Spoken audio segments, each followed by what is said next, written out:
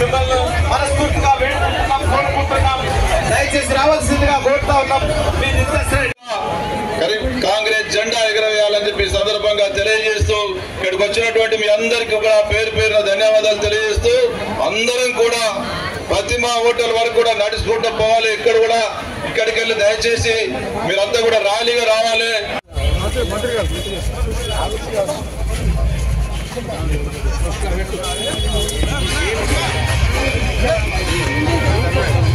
సమయం